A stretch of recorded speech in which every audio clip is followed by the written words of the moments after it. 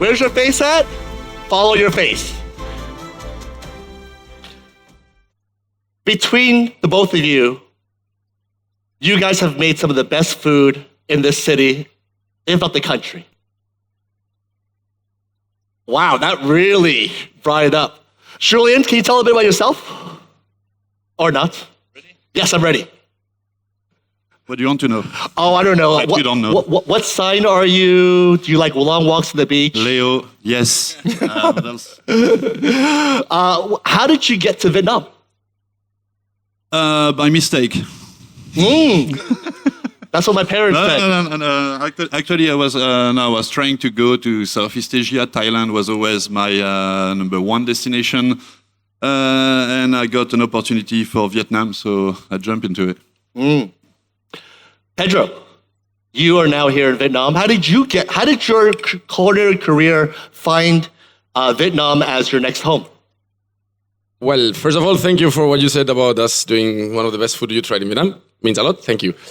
Your tacos are amazing, I must say. Thank you. He's good.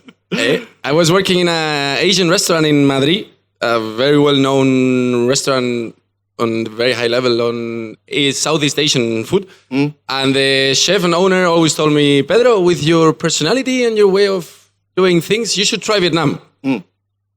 7 years later after this conversation, and 5 years later, I'm in Vietnam. Here I'm very, very happy and doing life. When it comes to fine dining, I think a lot of us look at it as something that's unattainable or inaccessible. How are you guys creating foods at your restaurants to really speak to the market, to be inviting, to get them to experience what you guys put so much effort day to day, week by week, month by month? Julien, you can go after Pedro. Okay, I will start. I think the most important in food is cooking with love. It sounds a bit cliche, I know everybody says so, but that's the difference between chefs and people that really do really good food and to be consistent on it, to love your work and care about the products you use and care about the people that work with you and cook the food that you create and these kind of things. So just keep the passion on, and that's how you create great things, not only in food, in general. To come back to your question about the pricing of things, you always look for the best product, and sometimes you have to go overseas to look for this. I don't decide of the price of my goods, so therefore, it's following. It's very hard to. Quince, when we started, compared to where we are now, I would not consider us affordable for many people. Like we are very more now of a niche market than we used to be. But yeah, the business make us become like this. We became a monster, basically, and we have to sustain this. The monster, right? The monster side of you. Michelin has awarded Michelin has awarded certain street food vendors in other countries a Michelin bib and also a star. How do we in Vietnam get street food to a level where they can be acknowledged on a grand stage to have Michelin recognition? Do you want to go first? I will let you go. All right.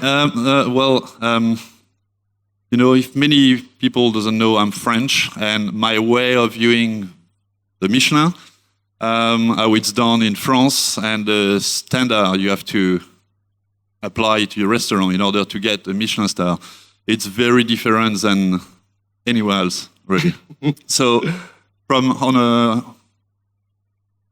always perceive Michelin, you cannot have street food in Michelin star level, because it's more than cooking. It's the service, everything. It's like sure. So it's a different standards they apply now in Vietnam or in Thailand, Korea, or even Japan.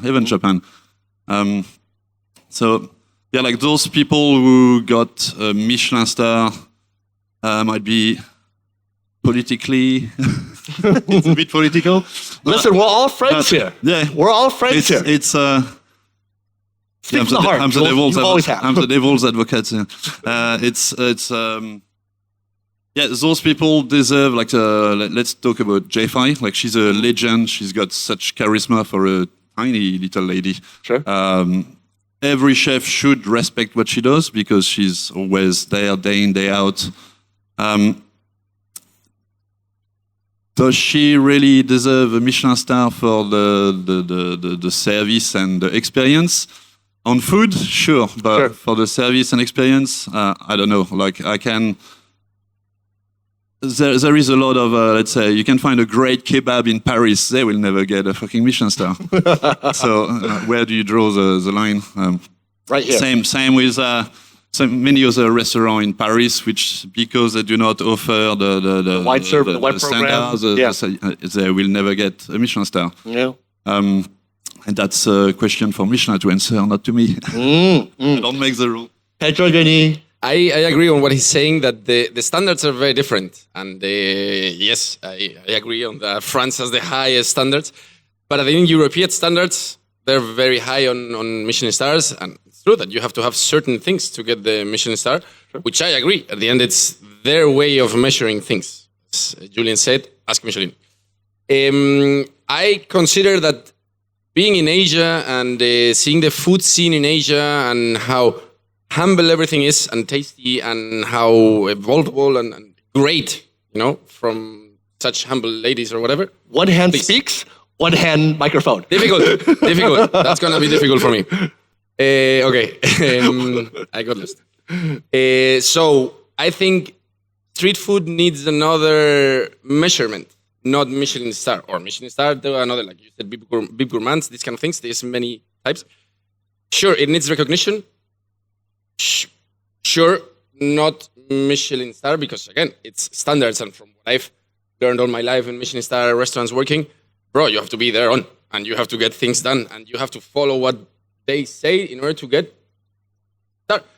So I would consider it a bit unfair for other countries that have to do X amount of waiters for X amount of customers and this kind of kitchen to give a Michelin star.